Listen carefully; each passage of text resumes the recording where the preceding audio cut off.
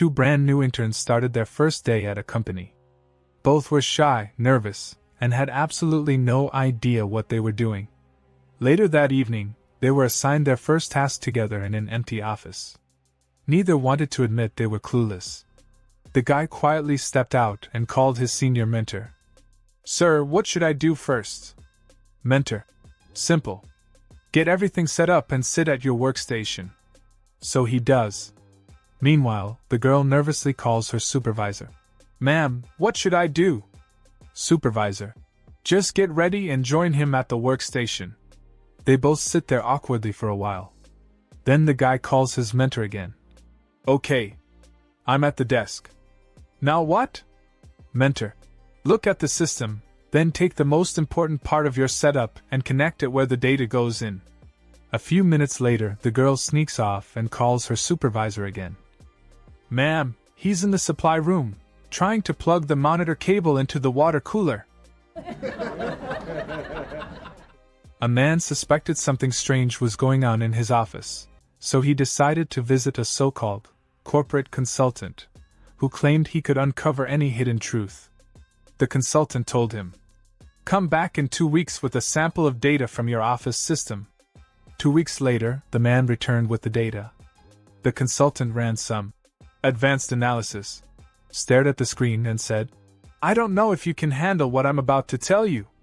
The man said, "Go ahead. I want the truth." The consultant continued, "Your team is working on projects that aren't yours, your assistant is dealing with multiple clients behind your back, and your partner is making deals with your own brother." The man suddenly burst out laughing. The consultant frowned. "Why are you laughing? This is serious." The man wiped his tears and said, "I don't know if you can handle this." The consultant leaned in. "Go on," the man said. "I was in a hurry. I forgot to bring data from my office, so I just copied it from your system." A manager went to a workplace coach, worried about constant arguments with a difficult coworker. The coach asked, "What's the issue?" The manager said, "Every time we talk, he gets worked up and things turn into an argument. I don't know what to do, it's exhausting." The coach nodded and said, "I have a simple solution. Whenever he starts getting heated, take a sip of water and keep it in your mouth.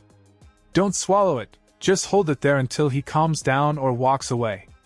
2 weeks later, the manager came back looking relaxed and happy. "That trick worked perfectly," he said. "Every time things started getting tense, I held water in my mouth, and somehow everything stayed calm." "How does that even work?" The coach smiled and said, "The water doesn't do anything, it's keeping you from talking that makes all the difference." Just a friendly warning, be careful after late-night gaming sessions, security's been extra strict lately. Last night I was out with friends at a gaming cafe.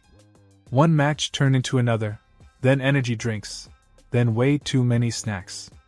Definitely not my best decision. Realizing I was way too tired to drive home safely, I decided to leave my bike there and take public transport instead. Sure enough, on the way home, we passed the checkpoint where security was stopping people and checking IDs. Since I was on public transport, they just waved us through. I got home safely without any trouble, which honestly surprised me. Because I've never driven a train before, and I have no idea where I picked it up. A man and his girlfriend are having a sexual encounter. He asks her to go downtown. So, with a sigh, she gets on her knees in front of him and starts peering at his genitals, looking and tipping her head this way and that, studying the whole business. After about 5 minutes of this, he asked her in a sort of peeved voice, "Well, just what are you doing?" She replied, "I'm doing what I always do when I'm downtown with no money, just looking." A rather old-fashioned lady was planning a couple of weeks' vacation in Florida. She also was quite delicate and elegant with her language. She wrote a letter to a particular campground and asked for reservations. She wanted to make sure the campground was fully equipped but didn't know quite how to ask about the toilet facilities. She just couldn't bring herself to write the word toilet in her letter. After much deliberation, she finally came up with the old-fashioned term, bathroom commode, but when she wrote that down, she still thought she was being too forward. So she started all over again, rewrote the entire letter and referred to the bathroom commode simply as the BC. Does the campground have its own BC? Is what she actually wrote. Well, the campground owner wasn't old-fashioned at all, and when he got the letter, he couldn't figure out what the lady was talking about. That BC really stumped him. After worrying about it for several days, he showed the letter to other campers, but they couldn't figure out what the lady meant either. The campground owner finally came to the conclusion that the lady was and must be asking about the location of the local Baptist church. So he sat down and wrote the following reply. Dear Madam, I regret very much the delay in answering your letter, but I now take pleasure in informing you that the BC is located 9 miles north of the campsite and is capable of seating 250 people at one time. I admit it is quite a distance away if you are in the habit of going regularly, but no doubt you will be pleased to know that a great number of people take their lunches along and make a day of it. They usually arrive early and stay late. The last time my wife and I went was 6 years ago, and it was so crowded we had to stand up the whole time we were there.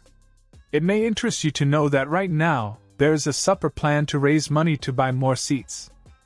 They plan to hold the supper in the middle of the BC so everyone can watch and talk about this great event. I would like to say it pains me very much not to be able to go more regularly, but it is surely not for lack of desire on my part. As we grow older, it seems to be more and more of an effort, particularly in cold weather. If you decide to come down to the campground, perhaps I could go with you the first time you go, sit with you, and introduce you to all the other folks.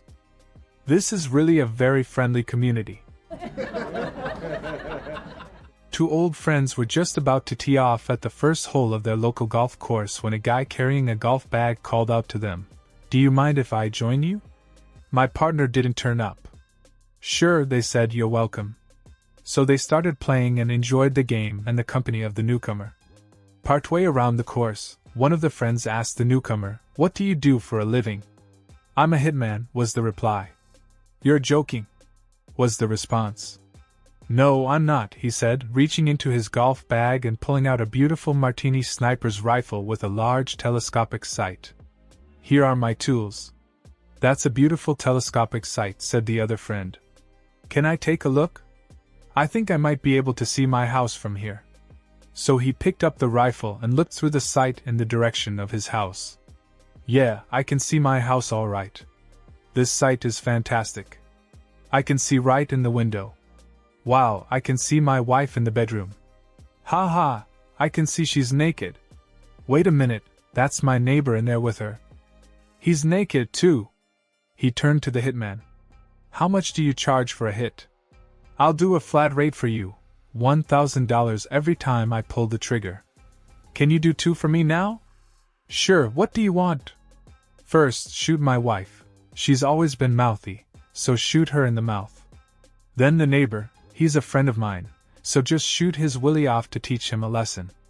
The hitman took the rifle and took aim, standing perfectly still for a few minutes.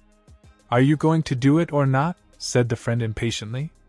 "Just be patient," said the hitman calmly. "I think I can save you $1,000 here." That was funny. Hope you like it. Like, subscribe, and share.